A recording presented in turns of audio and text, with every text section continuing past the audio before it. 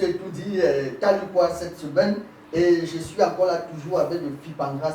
C'est la meilleure chose qu'il faut retenir déjà de cette année. Moi qui suis un peu grippé, certainement ton Fipangras va m'aider après ton passage. Hein. Voilà, parce que ta grippe là, il faut vérifier hein, si ce n'est pas le corona.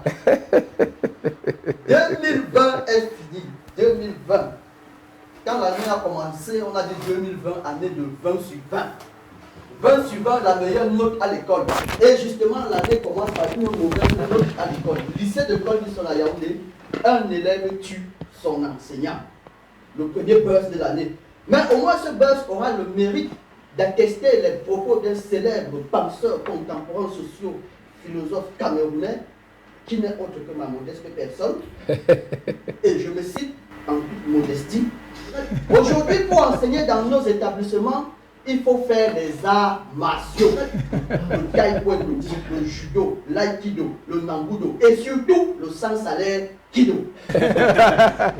Oui, le taekwondo, le nangudo, le judo, c'est pour pouvoir enseigner, monsieur Etoudi, parce qu'aujourd'hui les élèves viennent en classe avec des machettes, des coups.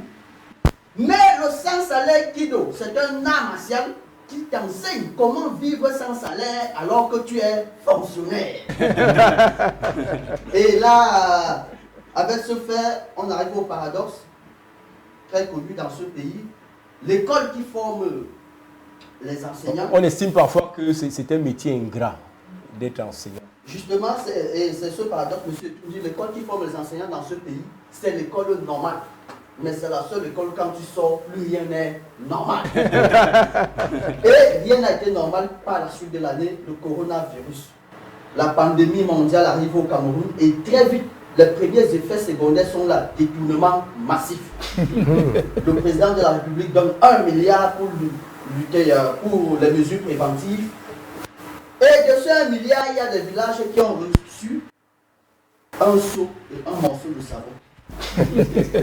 Bah, c'était pas aussi n'importe quel seau, hein. C'était un seau maçon, mais surtout un seau empreint du statut de la souveraineté nationale. Mais le corona n'a pas eu de mauvaises choses, hein. Le corona a été très bien, surtout pour les femmes.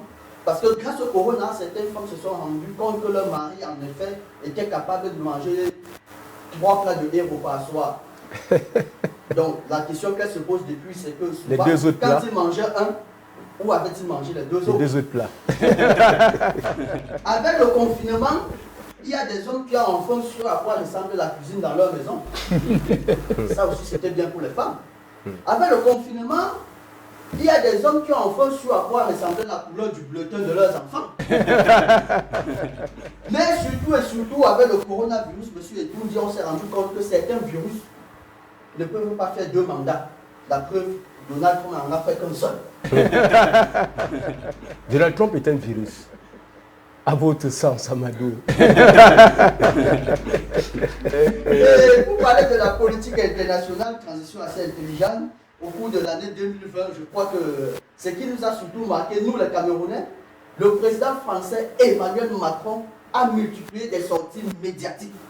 Il a même accordé des interviews bizarres à des activistes ayant une certaine proximité sociologique avec certains membres de l'opposition camerounaise.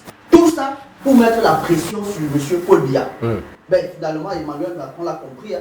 La seule pression que subit encore M. Paul Biya, c'est la pression atmosphérique. Voilà, et sur le plan national, en 2020, la politique a été dans le statu quo. Hein. Rien n'a vraiment changé. C'est-à-dire que le PCRN n'a pas percé. Le MRC a menacé, le RDPC a tout dépiécé. Voilà, ils ont tellement tout dépiécé qu'ils ont même dépiécé le PCRN dans son supposé fief pendant les élections régionales. Et 2020, c'est également l'année du FIPA-GRAS, il faut le dire. Oui, c'est l'année du FIPA-GRAS. Mamado. De Mamado. C'était une innovation majeure. Et vous savez que dès le départ, l'OMS avait décidé de ne pas reconnaître les traitements africains, notamment la Tunisie. Mais finalement, en fin d'année, le directeur Europe de l'OMS demande aux Occidentaux de copier la méthode camerounaise, c'est-à-dire que le FIPA-GRAS était une solution au corona. Et c'est venu du Cameroun. Et le Cameroun est devenu un modèle grâce au FIPA-GRAS. Oui. Donc il faut continuer de boire le FIPA-GRAS. Il faut continuer de boire le FIPA-GRAS. Oui, nous parlons des régionales. Les régionales qui étaient censées apporter la décentralisation, finalement, au sortir des régionales, toutes les régions sont REDPC.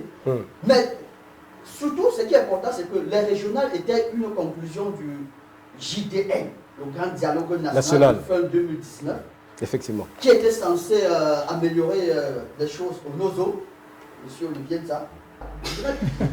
Et il y avait les régionales, il y avait le statut spécial. Aujourd'hui, nous sommes en 2021. La guerre continue toujours au NOZO. Que peut-on retenir donc du JDN? Était-ce vraiment le grand dialogue national? Est-ce que ce n'était pas la grande distraction nationale du JDN?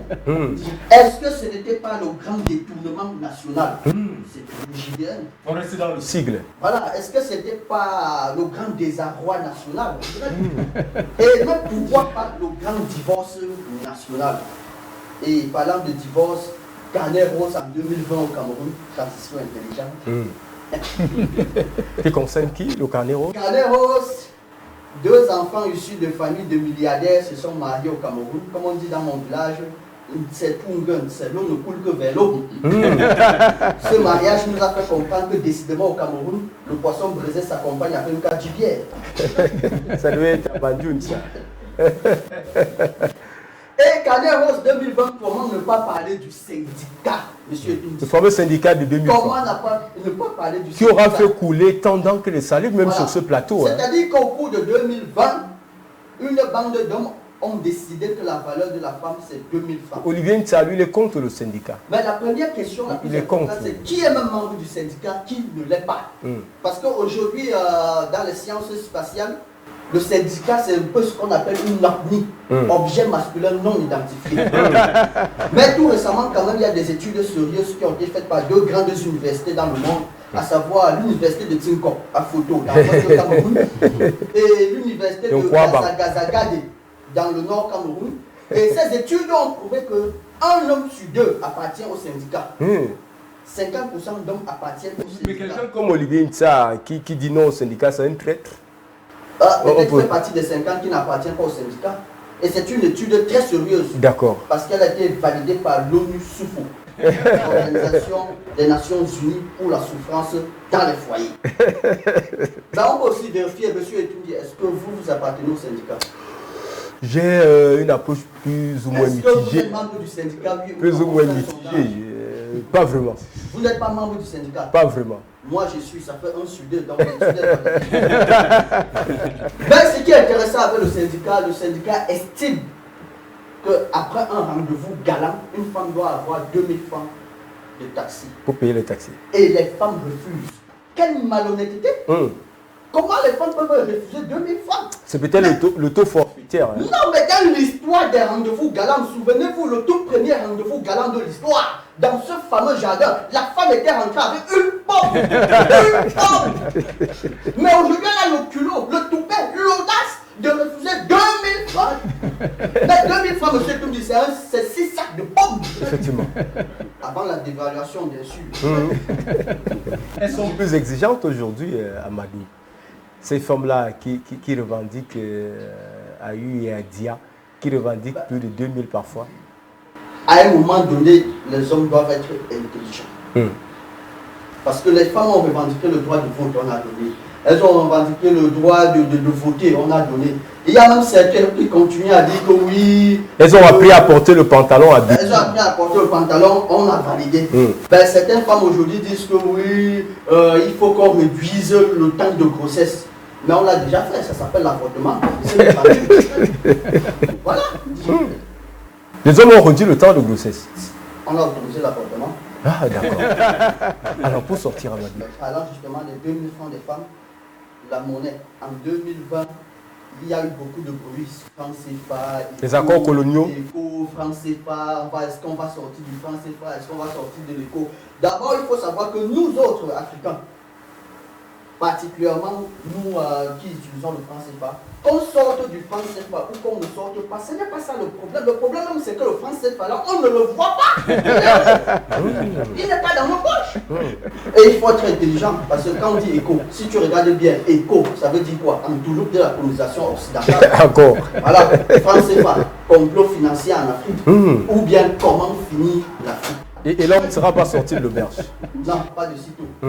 Mais en attendant... Alors, quelques résolutions pour 2021 à Madrid? 2021, M. Etoundi buvait du Fipangras. D'accord. Le corona n'a pas fini, le virus est en train de se muter et le Cameroun reste le Cameroun. Détestons-nous vivants.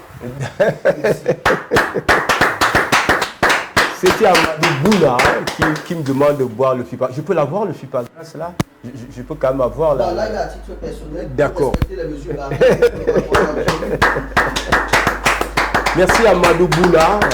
Amadou Bouna qui, tout au long de cette année, se serait occupé de la revue de l'actualité dans tas de quoi. Ça reste un grand moment de cette émission. Grandement merci à Amadou Bouna. C'était un honneur, un privilège et une fierté d'être tout au long de cette année avec vous. Nous allons reprendre 2021 sous les mêmes auspices.